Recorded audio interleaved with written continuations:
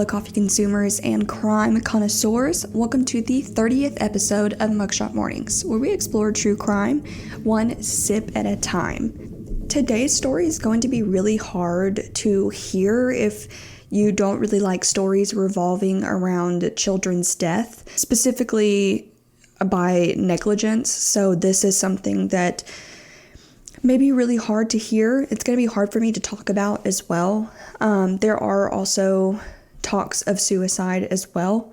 So if this is something that is going to be triggering or something you don't want to listen to, please click off the video. I completely understand. As always, be kind to your mind. This story is going to be one that you've probably heard of, as it's been within recent years. Recent years meaning in 2024, and as late as not even a week ago is the time that I am filming this. Just kind of be ready because there's a lot of anger revolving around this case. It's going to be kind of short. Yeah, just kind of be prepared for this case because it's really going to piss you off. On the surface, Christopher Scholtes seemed to have it all. He had the wife, a home in the Arizona suburbs, and a nice little family with 3 young girls. But behind closed doors, there was a pattern that friends and neighbors would brush off. There were warning signs of multiple times his children were left in hot cars. Moments of neglect that never quite made the headlines as this story did. Until one hot summer day, July 9th, 2024. This is the story of Christopher Scholtes, a father, a husband, and a deadbeat dad. Okay, now, as always, for the continuing listeners, y'all know what time it is. It is time to talk about what we are sipping on, our coffee. Coffee, what we're sipping on. There's a new place that opened up in Little Rock that I wanted to try, and I went today with my husband and some friends of ours. It's called Beignets and Brews. Beignets were fire, okay? Beignets were really good. Brews, not so much. I have a shaken espresso, and it's the color I like. I like a dark coffee. I don't like a lot of milk in it, but it's a latte. Y'all, you can tell, y'all, when I open up my coffee shop one day, I'm never going to use store-bought syrups. I can't do it. I can taste chemicals. It tastes like freaking gasoline. I can't do it. I cannot do it. And I need y'all to know that y'all have heard it here, folks. I cannot do it. It tastes so chemically. I can't even taste the coffee. I can only taste the complete craziness of 39 pumps of whatever they put in it. I can't do it. So yeah, when I open up my coffee shop one day, you guys, that is on my list of things to do. I will absolutely not have anything except house-made syrups and house-made sauces to go into coffee because I can't do it. So y'all probably will not see me picking this up all the time. But I try to do a new coffee every single time. Y'all know this. Okay, you guys, I actually don't have any updates. Nothing since last week has happened. No updates. Okay, we're actually just going to jump into today's case because it's not a super long one. Might as well have a short episode since last episode was kind of long. Yeah, today's story, like I said, it's going to be really hard to listen to just because it's more just like, what? Like, how could you be so dumb? It really is what it is. But anyways, like I said, it's not super long story. It's very new if you've already heard of it. This is just more elaboration, I guess, since something has happened within the past week. So let's get into it. It was a scorching hot day in Arizona on July 9th, 2024, when 35-year-old Dr. Erica Scholtes, an anesthesiologist at Banner University Medical Center, arrives home from work at 4 p.m. This was her usual time of getting home to her husband, 37-year-old Christopher Scholtes, and her 3 daughters, ages 9, 5, and 2. Chris, at the time, was a stay-at-home father. Now, this isn't, proven. I just couldn't tell if he had, a stay-at-home or a remote job where he got to work from home. But it seemed at the time that Erica was making all of the money. I mean, in this area where she was working, anesthesiologists make over $400,000 a year. So she made enough to kind of compensate for the both of them. And he got to stay at home with the girls, so that way they didn't have to pay for a babysitter, for childcare, anything like that. Y'all know how expensive it is. So they're saving money. I know it's not two incomes, but what appeared in this story is that Christopher was a stay-at-home father. So Chris, like I said, was acting as a stay-at-home father at their home on West Peyton's Court in Marana, Arizona. They appeared to be a perfect family. They had a lot of family pictures together. They had this big home in a richer part of Arizona, and they took many vacations, like skiing in Canada. The couple actually traveled abroad to Europe and even stayed warm in Cancun before. So they liked to travel a lot. They liked to take these vacations together. Some just, Chris and Erica together, others as the entire family. Normally, when Erica would return home, she was greeted by someone, specifically her 2-year-old daughter, Parker Scholtes. This day, she wasn't greeted by anyone. Not her husband, not her other 2 daughters, and not the normal 2-year-old Parker. She knew that the 2 older daughters, the 9-year-old and the 5-year-old, had been out for most of the day with their friends who were actually their neighbors. They lived in the same neighborhood. The friends' parents had taken the 2 older girls to the trampoline park named Elevate. And so when Erica got home, maybe the kids were still at the trampoline park, and maybe Chris had laid down Parker for a nap or something. So it wasn't out of the ordinary. She didn't come in with immediate worry. Erica goes inside and she asks Chris, well, hey, where's our daughter? Is she sleeping? Or, just asking where her daughter is. And he says, oh no, she's still in the car. When she kind of is like, what? He says, oh, she's only really been in there for like 30 minutes. I left the AC on, the engine's still on. Yeah, she was just sleeping. I didn't want to wake her up, so she's been in the car sleeping, but the AC's on, it's all good. Erica, who had notably, consistently told her husband multiple times to stop leaving the children in the car, goes outside to find 2-year-old Parker Scholtes unresponsive. Outside in their 2023 Acura, she finds that the vehicle was not only running, but Parker, like I said, was completely unresponsive.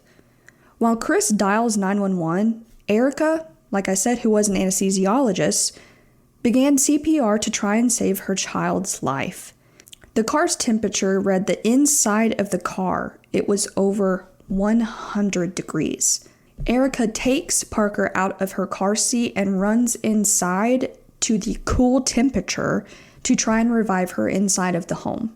You can see on body cam footage as well, and paramedics had shown up to take over to try and save Parker's life. Chris is seen in the background of this footage pacing, looking absolutely distraught. He's pleading for them to save the baby, repeatedly saying, oh my God, my baby, save her, please. Parker was rushed by ambulance and was accompanied by her mother, Erica, while Chris had stayed back because he needed to be questioned by police. It is heard in this footage, Erica already stating that she knew that Parker was deceased before they even left the home. Erica did text Chris to tell him to drive to the hospital, but because this was an ongoing investigation, he had to stay back in their home with police. I'm going to play some clips of the body cam footage for my audio-only listeners, just in case you're wondering what's going on. The body cam footage, you can hear Chris kind of contradict himself at times. He tells police officers a couple of times that he did leave her in the car with the AC running.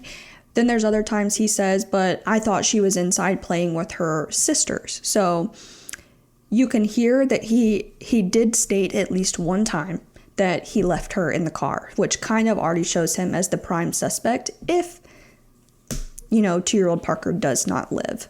We've just been hanging out at home. She was sleeping in the car, and I had the car on. But it has a sensor where every 30 minutes or so it'll turn off if you haven't moved. I swore she was in the house playing with her sisters like she always does. Just been right now, I haven't been doing anything else really on the house. And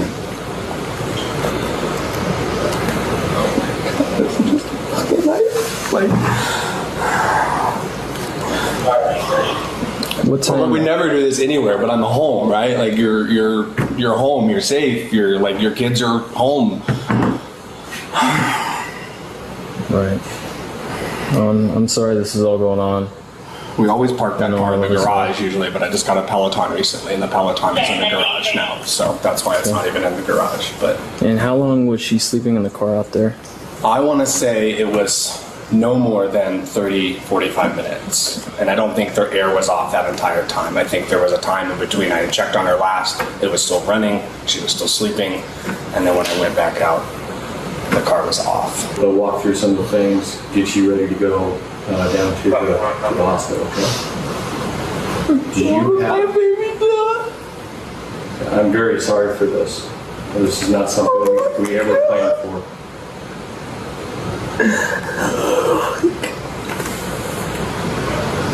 Around this time, EMS does come in to tell Chris that Parker was unresponsive, and that is why she is being taken to the hospital, and she was not gaining any consciousness on the way to the hospital. They tell Chris that she was in critical condition due to having such a dangerously high body temperature, but they were doing everything that they could to save her. He keeps asking, can I go to the hospital and be with them? And they keep telling him, no, not right now. And in this next part of the footage, you're going to get really pissed off because he fucking asks if he can go take a shower. Actually, he doesn't even ask. He says, I'm going to take a shower. I need to rinse off. I'll let you know, I don't want to feel like we're intruding, but we're going to have to stand by with you for a while. All right? Is there a reason why? So any death, we have to treat like a crime scene. I know this is extremely difficult for you. This is a normal process that we have to follow through with. I don't want you to be blindsided by anything, but that's what's going to be going on for right now, okay? So I'm being treated like a murderer? No. I just lost my... Not at all. I know that. And I know this isn't easy for you. That's why I'm trying to be straightforward and honest with you, okay? I don't want to keep any secrets. I don't want to hide anything for you. Someone's going to talk to you about what happened, though. All right?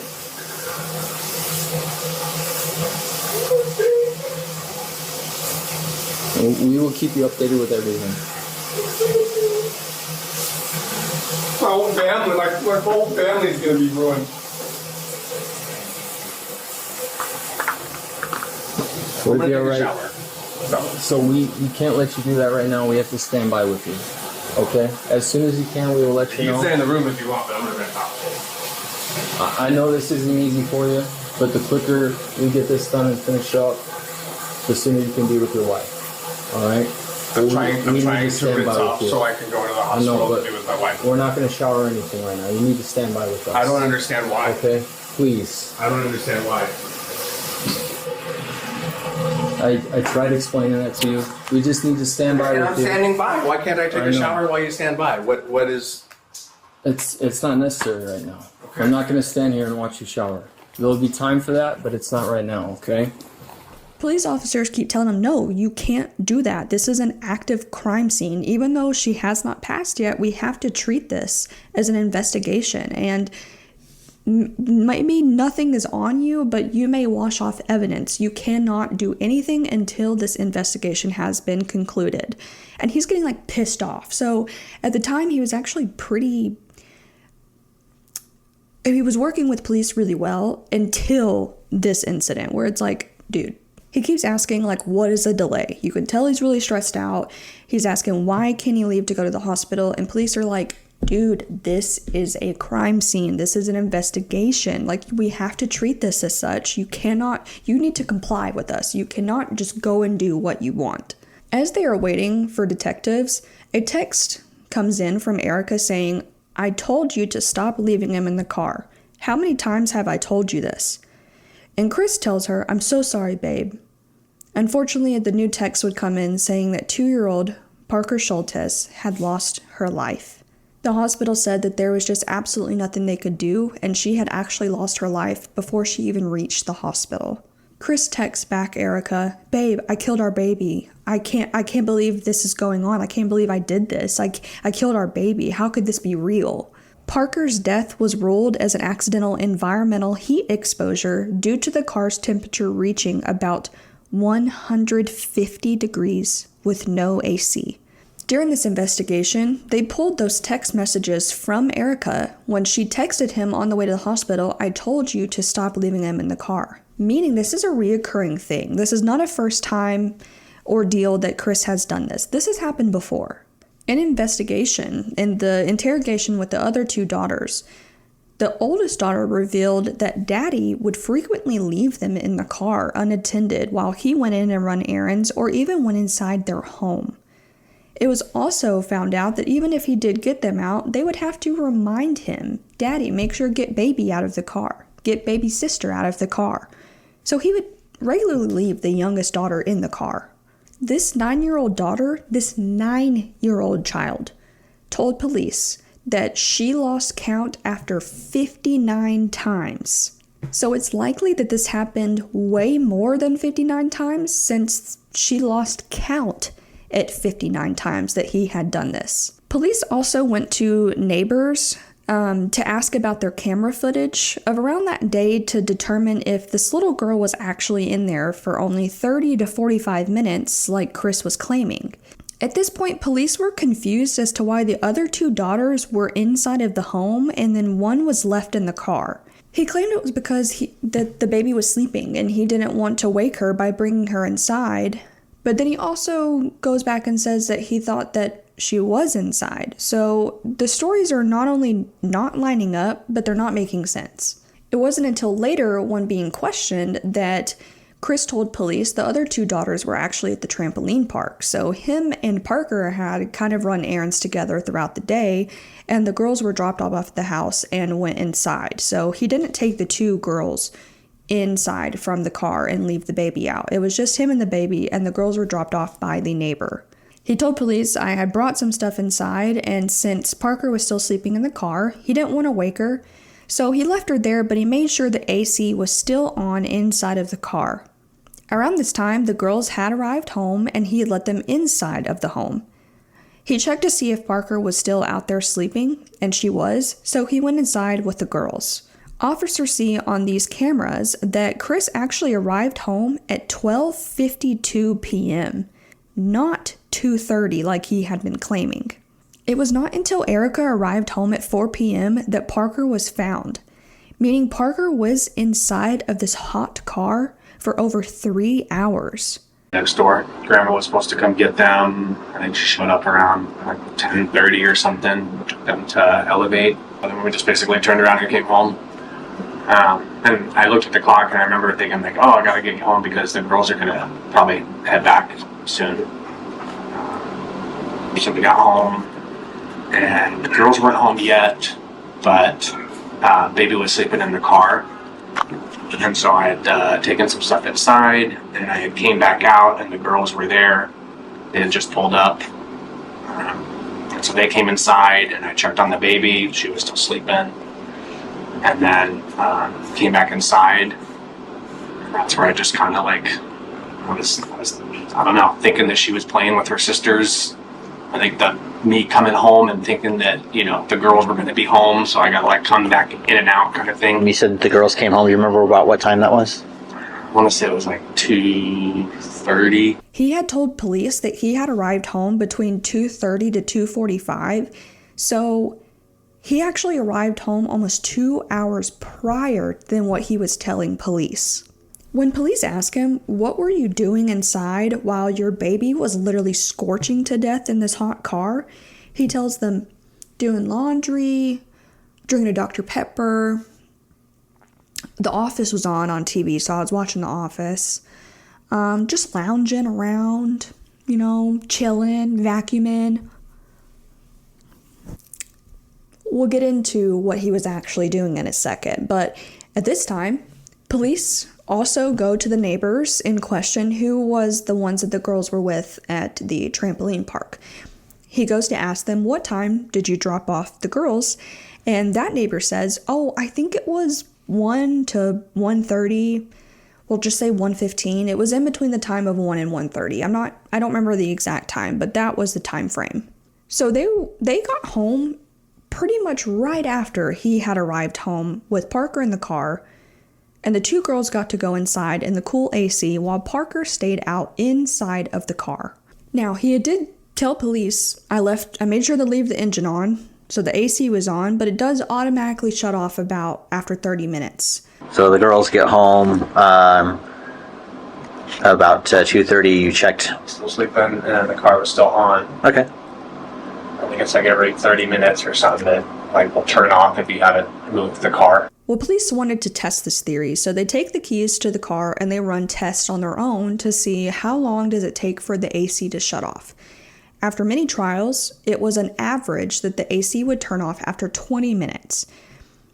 So I know it's not much of a difference between 20 to 30 minutes, but if you take into account that Parker was inside of this car for about 3.5 hours, that means 3 hours and 10 minutes she had no AC. Police also did a test to see what temperature the car, like in the back seat, got to after the AC had shut off. Not even 1 full hour, the back seat, specifically the area where her car seat was, had reached 149.1 degrees Fahrenheit. Further evidence showed that at 12:06 p.m., Chris pulled into a gas station with baby Parker in the back seat of the car. He steps out of this car and enters a convenience store by himself, leaving her in the car, and he grabs 3 cans of beer. He doesn't pay for them though. He walks inside the men's restroom, and then after a couple of minutes, he is seen then leaving the restroom with only 1 beer in his hand and leaves the store without paying for any of the beers. Although it is not proven that he drank the 2 beers inside of the bathroom, it's heavily implied. This isn't proven, so I have to say allegedly, but yeah. He basically shoplifts and steals alcohol. And then he gets in the car around 12:10 p.m. and drives. So he's under the influence driving with a 2-year-old in the back seat after he just shoplifted the alcohol. Surveillance footage shows that Chris comes back to the same store at 12:40 p.m. He shopped for several minutes and then is seen at the self-checkout buying salsa, tortillas, and more. There were 2 unidentified cans. They couldn't tell if this was to go with the meal that he was kind of buying ingredients for or if this was more cans of beer. There were a few things that he purposefully did not scan and shoplifted before leaving the store at 12:47 p.m.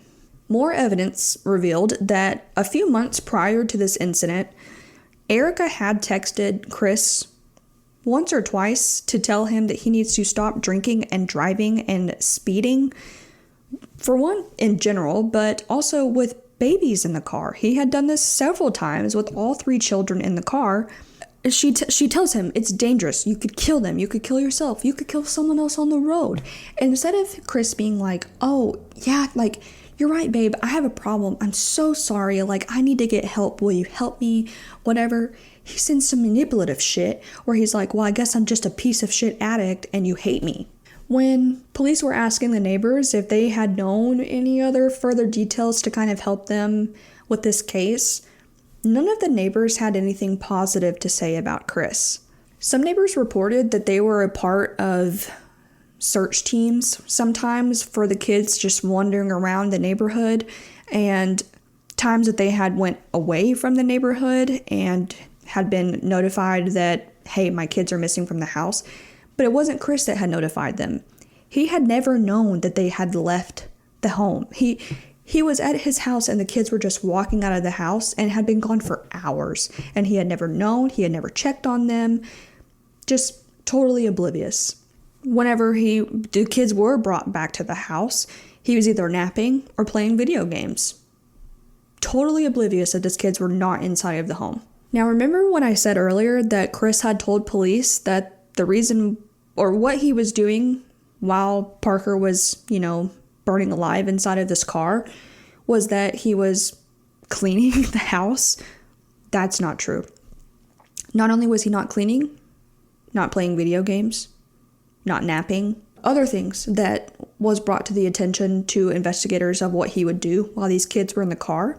This man was searching and masturbating to pornography. He decided, I'm going to go inside and leave my 2-year-old daughter in the car, and I'm going to search some adult content and do that while my baby sits in the car sleeping. Also, it was noted, he had been under the influence, not only from stealing the beer earlier, but he was drinking at home as well. Now, is this some way of saying I didn't want to drink and do this around my kids? I don't know. But your kids are much safer in the house than they are inside of a hot car when the temperature outside was 109 degrees in the middle of the summer in one of the hottest states in America. The reason why we know this is because police searched his phone. They found the text messages, and they found that during the times that Parker was inside of the car, he was searching for adult content. So this not only shows obvious neglect, but just absolutely disturbing priorities. With all of the evidence in mind, we have 2-year-old Parker absolutely burning alive in this hot car. And I know that sounds really harsh to say and kind of intense, but that was what was happening. We have 2-year-old Parker dying inside of this car for over 3 hours in the Arizona summer sun. Chris was inside drinking and even driving earlier that day, shoplifting, watching porn, in the cool inside temperature, while his daughter was in the car outside in the scorching heat with no AC. Police arrived back 3 days later on July 12th, 2024 to arrest Chris. They felt that they had enough evidence to charge him with the second-degree murder of Parker Scholtes, along with a child abuse charge. Now, watch this body cam footage. It absolutely pisses you off of how he's reacting, of how his wife is reacting. She's reacting weird as fuck, too. So remember how we talked about the investigation and things that would transpire? Okay. And I told you I'm always going to tell you guys the truth. There's no secrets here, right? So based off of our investigation at this point, right, we have determined that there's probable cause to go ahead and charge you for what happened. Okay. Let's come out here, Christopher. No. It's okay. It's okay. No. Okay. So listen. Listen. Okay. This doesn't change what's happening. This doesn't change what's going on. Okay. What happens at this point? It's simple. Okay. What happens at this point is you are going to be taken in custody. Alright, and you will be booked, and then after you are booked, you have an initial appearance with the judge within the first 24 hours, okay? After the first 24 hours, right, the judge will determine bond and things like that as far as what happens next. At that point, the case goes to the courts. It'll be between you, it'll be between your attorneys, and it'll be between the county prosecutor, okay? So, again, I can't change the consequences of what happened, all right? But what I'm going to ask of you. Okay. Come on, Chris. Let's go out here. Can you grab him some shoes, please? No. They're right there. Let me put shoes on. Can I just ask one thing, please? Yes. Yeah. Can you say bye to our kids? Okay. So listen to what I'm saying. I'm not resisting. I know. It's okay. Just relax. Just I need you to relax, listen. Christopher. I need you to listen. Just Okay. relax. We will Just get relax. your shoes. Just relax. And these are the options, okay? The reason that I'm here and meeting with you in person, the reason I'm here meeting with you in person is because I don't want this to be anything more than what it needs to be at its base level. Okay? I don't want the kids to be traumatized. So I don't want the kids. after the funeral? I don't want the kids to see Dad get hauled off. Seriously. Am I going to be there for my baby's funeral? That's going to be between you and the court. Can I give him a kiss? Yeah, that's fine. Hold on. I love you. I love you. There you go. Chris, I'm gonna be here and I'll take care of everything. I love you. I love you. But something really nice that kind of about this where you're like, oh yeah, that was good. They put him inside the back of the car and they make sure to say, hey, do you see that AC button right there? Yeah, make sure you turn that on. It's really hot outside, so make sure the AC is on for him. My opinion, I wish you would have turned the AC off and let him kind of have like an eye for an eye deal. That's just me though. Hey Brooks, on the AC, look on the bottom, it says rear. Let's get the AC. More of the evidence revealed that the two older daughters, had told police that daddy drank too much beer. There had been also several times that they were left inside of the car. Erica, his wife, even knew this and knew the pattern of behaviors because this happened multiple times. One of the girls stated, he keeps leaving us in the car and that is why he let my baby sister die. The medical examiner released the autopsy report shortly after his arrest, where it stated that Parker's body temperature had reached 108.9 degrees. Chris was held in the jail until his hearing about his plea, if he pled guilty, not guilty. He pled not guilty, and pre-trial, he was released because Erica had begged for his release to be able to attend the funeral, and he was not a danger to society. This was a mere accident. Whatever. He was released pre-trial after he pled not guilty because Erica pleaded with the courts, please let him go. He's not a danger to society, and we really need to be together to grieve all of this, and let him be able to attend the funeral this Friday. And it's like, he's like the one that like caused the funeral. Like, why would you want him there? Why are you standing beside him? If my husband left our kid inside of a car and this wasn't like the first time it had happened, he would not be hearing from me. If my child was dead, and in the footage, you never see either of them like really have true emotions. And people always say, well, people react differently when it comes to like shock and grief. No, something's weird as fuck about this, okay? Erica mainly should have been investigated, at least to my knowledge, or to my opinion. She was weird. Either way, keep in mind, he also faced a lot of public scrutiny and backlash because the courts granted him to be able to leave to go on vacation in Maui with his family in May of 2025. This was pre-trial. While he was out and he was just on an ankle monitor at home. If my child had just died, the last thing I'm doing is taking a vacation. The last thing that I am doing is planning a vacation.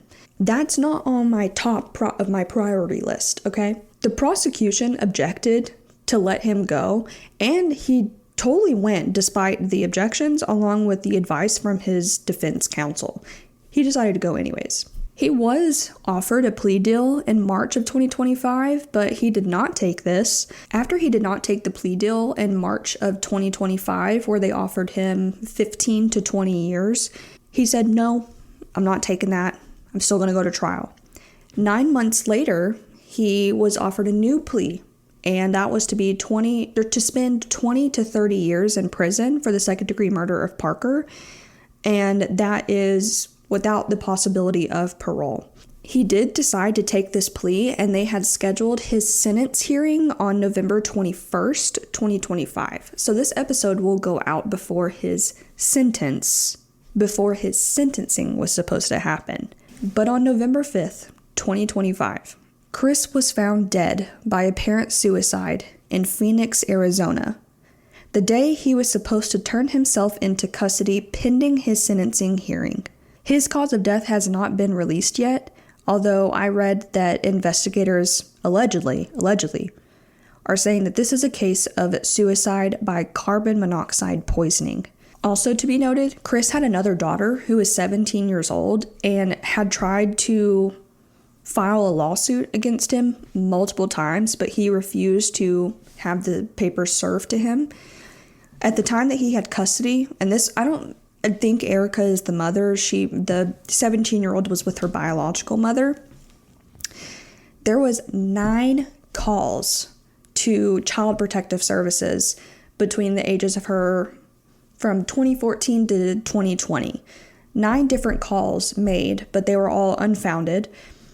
There wasn't enough evidence, but she filed lawsuits because she said that even as early as 7 years old, he would leave her inside the car, along with abusing her.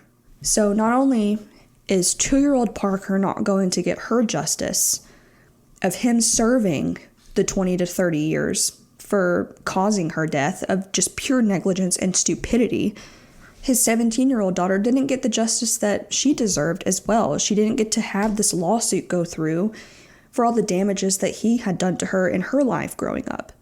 So this case pisses me off the most because he decided to not take accountability for his actions at all. Now, y'all heard in a lot of the body cam footage, I do not own the rights to any of the body cam footage. Let me start off by saying that as well. He knows what he did. Like, how do you do it more than once? How do you do it regularly? That, in my head, is a way of, like, you can prove premeditation with this. You can prove that this was a pattern. He did this regularly, as if he wanted this to happen. You live in Arizona. It's common sense to not leave a 2-year-old or anyone in a hot, scorching car with no air. No cracked windows, no AC going. Why didn't you just take her out of the car? The baby is going to stay sleeping. Just bring her inside. Like, I don't even have children. And, like, I even know that that is, like, the most disgusting thing I've ever heard in my entire life. So, yeah, that concludes the story. That's it. We don't get anything more. If there's any updates later on, I may say it in a update that I do Coffee Talk in a later episode where I may give more updates. But as of right now, that's all they have. That's all I have. The story concludes with him killing himself because he didn't want to take accountability for his actions. And right the day that he was supposed to turn himself in to spend his years in prison for what he did, he decides to take the easy way out. He should never have been let out and able to live freely and live his life because Parker didn't get to. That concludes today's story, everybody. Thank y'all for listening. Let me know if there's anything that I missed when it comes to this case and what y'all's opinion about this case is. If y'all have any theories, because I definitely have a theory about Erica as well. That shit's weird. Why are you not acting like a mom? Yeah, thank you guys so much for listening. I really appreciate it. Please be sure to like, subscribe, tell your friends. If you're on audio only, please be sure to rate the podcast and share and download and everything. I appreciate y'all tuning in every single Thursday. And yeah, we will start off with a kind of an older case next week that needs more attention. I don't think it's talked about enough just based off of everything that I have seen. But yeah, thank you as always so much. I really appreciate it. And yeah, I will be seeing you guys next Thursday. Bye.